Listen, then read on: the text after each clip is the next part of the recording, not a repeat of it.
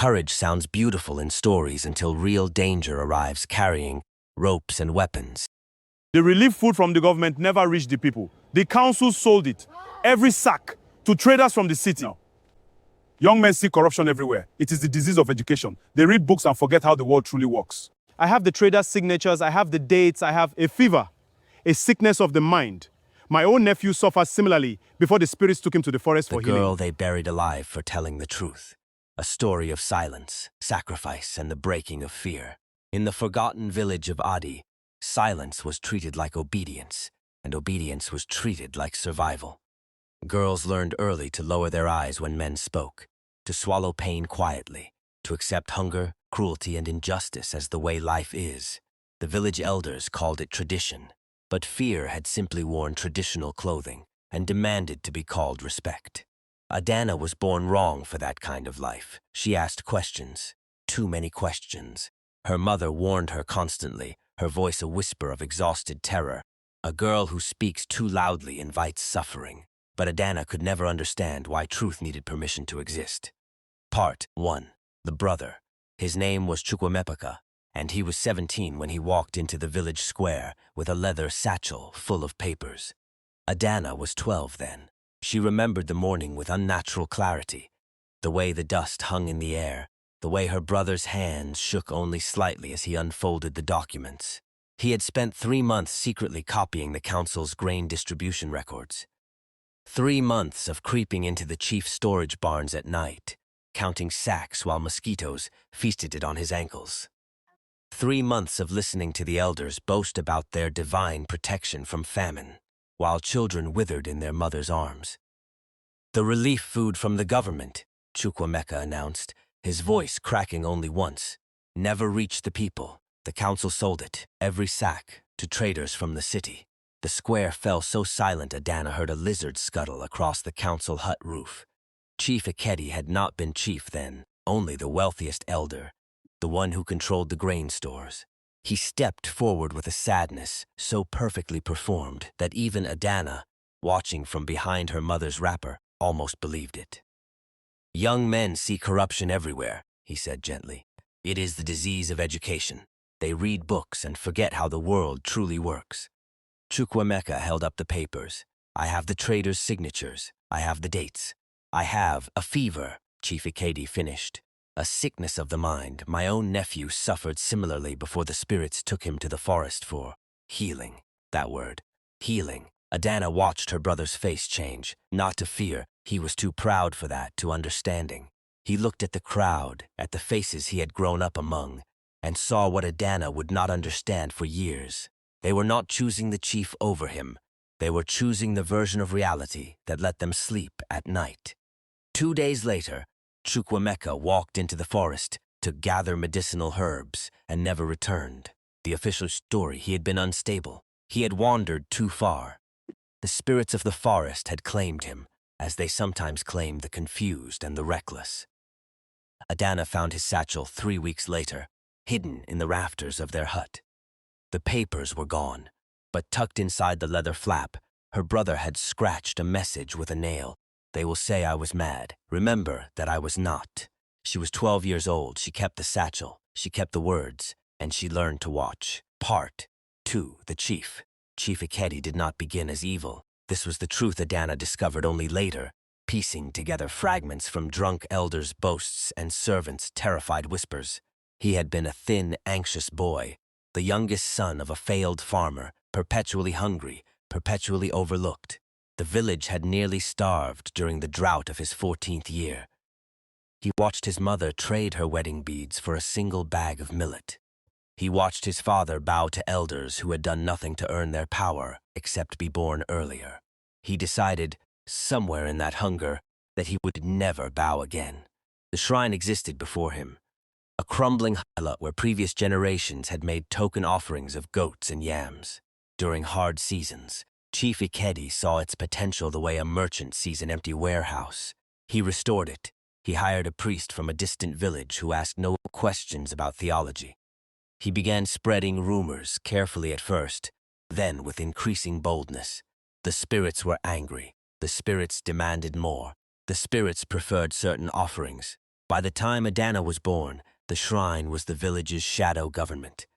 The chief used it to eliminate rivals. They had offended the spirits. To acquire land, the spirits required it sanctified. To control women, the spirits favored young maids as servants. The sacrifices were never killed immediately. That would be wasteful. They were kept in the underground chambers beneath the shrine, used until they broke or until the chief grew bored, then disposed of in the forest where wild pigs left no evidence. He told himself it was necessary. The village needed strong leadership. The people were children who required firm guidance. The occasional sacrifice was a small price for order, for prosperity, for the grain stores that overflowed while neighboring villages starved. What he never admitted, not even in the deepest hours of night. He enjoyed the fear. He enjoyed watching mothers lower their eyes. He enjoyed the way men stammered when he approached. He enjoyed selecting the girls, always the pretty ones, always the ones who reminded him of the girls who had ignored the hungry boy he once was. When Adana confronted him in the square, something ancient and ugly stirred in his chest. Not fear of exposure. He had survived exposure before. No. It was the recognition of something he had spent 40 years destroying in himself, the refusal to accept the world as it was. She looked at him the way he had once looked at the elders, and he decided she would learn what he had learned. That power does not negotiate with truth. That power buries it. Part 3. The Festival. Drums thundered through Adi, while villagers danced around massive fires. Palm wine flowed freely.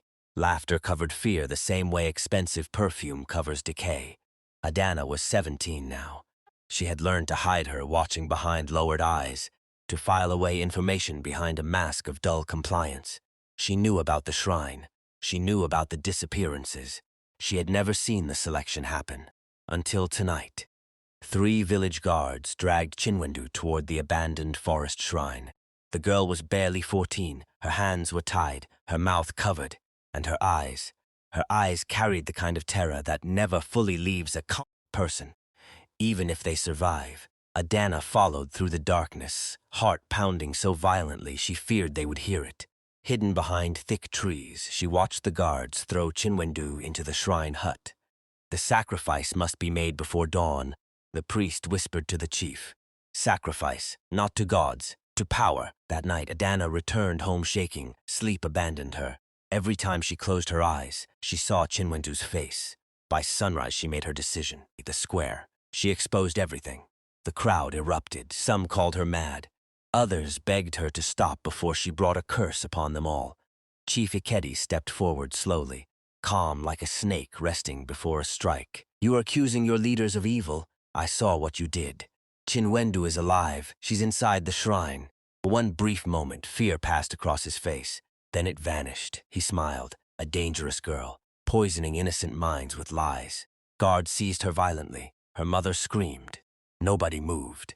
Because courage sounds beautiful in stories until real danger arrives carrying ropes and weapons. Darkness teach her Her obedience. the chief declared. They buried her alive in the punishment pit near the shrine. No food, no light, no escape. The pit. Hours passed, then a full day. The air smelled of wet earth, blood, and death. Somewhere nearby, Chinwendu cried weakly through the walls. That sound destroyed something inside Adana. Not fear, hopelessness. She realized why evil survives so easily. Most people are not evil themselves. They are simply afraid of becoming the next victim.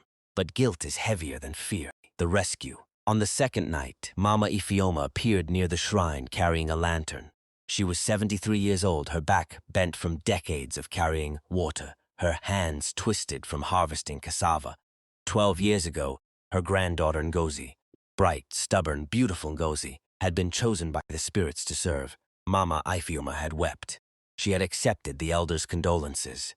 She had told herself it was the will of forces beyond her understanding. She had not believed it for a single day. She had watched the chief's compound. She had noted which guards came and went at odd hours. She had seen the way young girls disappeared, and the way the chief's wives grew more numerous while the shrine's servants never returned. She had done nothing, until tonight, because tonight, walking past Adana's hut, she heard the girl's mother weeping a sound that was not grief but recognition. the sound of a woman who had lost one child to silence and was losing another. Mama Ifeoma lit her lantern and walked to the shrine. She did not know what she would do. She only knew she could not carry Ngozi's memory and Adanna's death in the same heart. She was not alone for long. Obinna the farmer emerged from the cassava rows, machete in hand. His son Chukua had vanished 3 years ago after arguing with a councilman over boundary lines. Obinna had accepted the official story. The boy had run to the city. He had repeated it so often he almost believed it. But he had found Chukua's belt buckle last spring, half buried near the shrine's refuse pit, rusted and bent, as if crushed by something heavy. Mama Adis, the widow, came next. The council had seized her husband's land after his death, claiming unpaid taxes from a year when no taxes had been collected. She had bowed her head and moved to the edge of the village. But she had kept her husband's account books. She had kept her anger warm like embers. Then Okafor, the former guard. He was the last to arrive, and he trembled so violently his torch shook. He had served at the shrine for 2 years. He had carried girls to the underground chambers. He had told himself it was tradition, that the spirits demanded it, that refusing would mean his own death. Then one night he heard a girl singing, a lullaby his own daughter sang. He looked through the chamber grate and saw a child no older than 10, rocking herself, singing to stay sane. He deserted his post that night. He told the chief he was sick. He spent the next year drinking palm wine until he could no longer remember her face. Until tonight, when he heard Adanna's name and remembered every face he had pretended not to see. They stood in the darkness, an old woman, a farmer, a widow, a drunk, and looked at each other with the terrible recognition of people who had failed before and were not certain they could succeed now. Mama Ifeoma spoke first. The guards change shift at midnight. There will be only 2 for 1 hour. How do you know this? Obinna asked. I have been watching, she said simply. For 12 years I have been watching. They did not have a plan. They had rage and numbers, and the sudden shocking realization that they were not alone in their rage. At midnight, they moved. Okafor knew the guard paths. He led them through the cassava rows, around the back of the shrine where the earth was soft from recent rains. Obinna's machete cut through the wooden palisade like it was cutting through his own cowardice. The 2 guards never had time to sound an alarm.